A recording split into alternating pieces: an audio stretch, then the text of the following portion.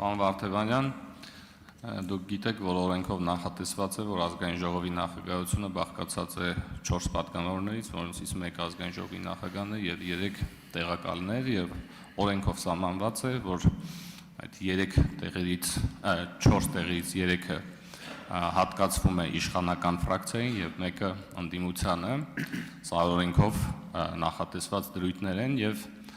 ձեր ֆրակցիան դեմ է քվեարկել մեր բոլոր տեխնացուներին եւ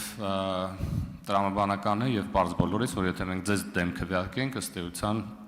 կառաջանա ճգնաժամ եւ չեք կարծում արդյոք, որ ավելի սոլիդար կլիներ, հաշվի առնելով, որ մենք ուզած պետք է ձեզ քվեարկենք հակառակ պարագայում խնդիրը առաջանալու, դուք եւս մեր տեխնացուներին կողմ քվեարկեիք, սա առաջին հարցը։ Երկրորդը, ես այս հարցին անկեղծ ասած չէի անդրադառնա, եթե ձեր թիմակից պարոն Աբրահամյանը եւս մեկ անգամ քաղաքական պատասխանատվության նոր նշաձող չսահմաներ, հերթական անգամ ասելով, որ ձեր թիմակիցները ինչ որ արտահայտություններ են արել,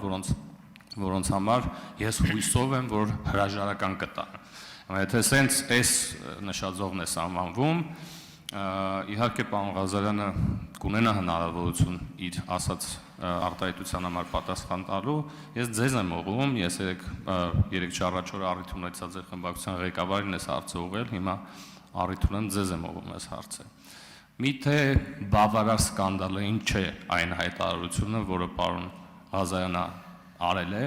որպեսզի ոչ միայն հրաժարական տալ, ընդհանրապես ի սկզբանե չհայտնվեր ձեր ցուցակում։ Ես ուզում եմ հասկանամ, սա ինչ մեսիջ է հանրությանը, երբ որ այս մարդը հայտնվում է ձեր ցուցակում եւ հայտնվում է ազգային ժողովում եւ արդյոք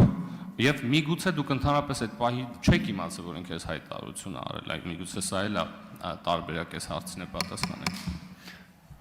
Շնորհակալ եմ։ Անդրադառնամ երևի թե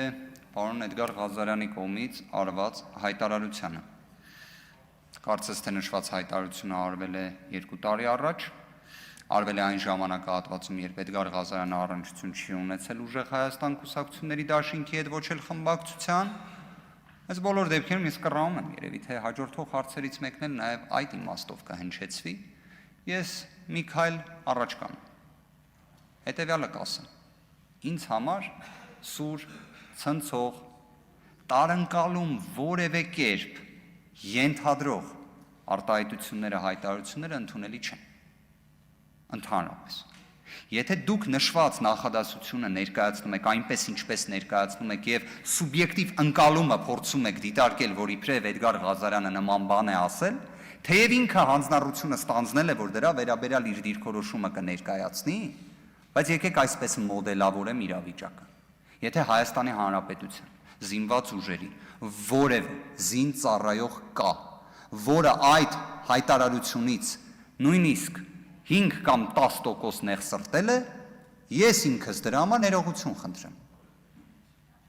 Ես սիրով ներողությունը խնդրեմ, բայց մի հատ բան էլ առաջարկեմ։ Առանց որևէ քաղաքական, այսպես ասած, մարտավարական ձևի։ Եկեք այդ մոտեցմանը հենց տենց էլ նայենք այլ դեպքերում եւս։ Օրինակ, ներողություն խնդրել զոհված զինծառայողների ծնողներից, որոնց ոստիկանության բավականին հաղթանդամ մեծ ձեռքերով եւ գլխով ոստիկանները ոտու ձեռք արած հանում են եռաբլուրից։ Եկեք ներողություն խնդրենք այն իրավիճակի համար, երբ Նիկոլ Փաշինյանը, որը այլևս դա չարեց, ասում էր, բա ինչի համար դուք չեք զոհվել։ Այս նախադասությունը պարզա չէ, որ ինքը սուր, ցնցող, սուր, տեղ-տեղ վիրավորական, բացասական էմոցիա առաջացնող արտահայտությունը։ Եկեք նույնն էլ դուք արեք։ Տեսակ չէ, ես չեմ արել, չէ, այդ արտահայտությունը, բայց ես այդ դժվարությունը չունեմ բառերը ասելուց։ Որովհետև եթե խոսում ենք մեր հայրենակիցներից որևէ մեկի նեղվածության մասին, ներողությունը դժվար բան չի, թող դա լինի դժվարությունը, ժողովուրդ ջան, թող դա լինի դժվարությունը, իսկապես նույնիսկ թող դա լինի հավաքական մաղթանքներից մեկը, թող Հայաստանի Հանրապետությունում այլևս դժվարությունը լինի ներողություն խնդրել չխնդրել։ Արձագանք։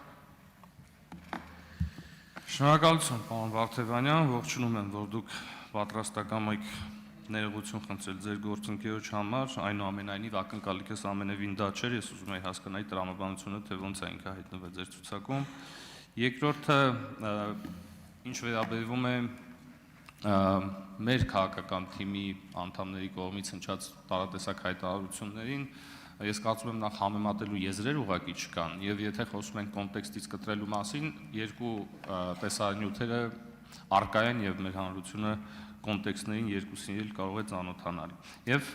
եւս մեկ հարց օգտվելով հնարավորությունից, պարոն Վարդևանյան, նախընտրական քարոզարշավի ընթացքում մի ձևաչափ կար Սամվել Կարապետյանի գլխավորությամբ, որը կոչվում էր կառավարության նիստ, չգիտեմ, ուժեղ կառավարության նիստ կարող է, որտեղ դուք եւս մասնակցում եք, մասնավորապես այդ հայտնի Հակասաֆարովյան օրենքը դուք եք զեկուցել այդ կառավարության նիստի ժամանակ, եւ ուզում եմ, եթե թույլ տաք, եւս կես րոպե, պարոն Ռուբինյան, եւ հարցս հետեւյալն է. Արդյոք 300,000 ադրբեջանցիների վերադարձի այդ թեման ծնվել է այդ ձևաչափով, արդյոք դուք մասնակցել եք այդ քննարկումներին եւ արդյոք այդ տեսահոլովակների բովանդակության մեջ դուք մասնակցություն ունեցել եք։ Տեսահոլովակներից որևէ մեկի բովանդակության մեջ բացառությամբ այն դեպքերի, երբ տեսահոլովակում օրինակ ես կամ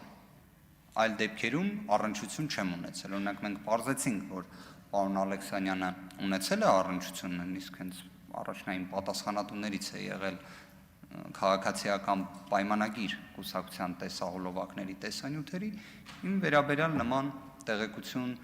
լավ է կամ վատ է չեմ կարող հայտնել։ 300,000 ադրբեջանցիների հետ կապված հարցը շատ հետաքրքիր է, որ ազգային ժողովի նիստերի դահլիճում նույնիսկ առաջինը մենք դրա մասին չենք խոսել, առաջինը դուք եք դրա մասին խոսել, քաղաքացիական պայմանագիր խմբակցության падգամավորները, բայց մի հետաքրքիր մարտավարությամբ անպայմանորեն գալիս եք դրա մասին խոսում եք ու ասում եք սրա մասին չի կարելի խոսել։ Անկեղծ, դա նման այն դեպքերի, երբ օրինակ падգամավորը գալիս է պատրաստված ելույթի տեքստով, ասում է ես այսօր ելույթ չէի ուզում ունենալ, բայց ստիպված եմ ելույթ ունենալ, բայց պատրաստի տեքստով է եկել։ Հիմա գիտեք, բազմաթիվ նման դեպքեր կան։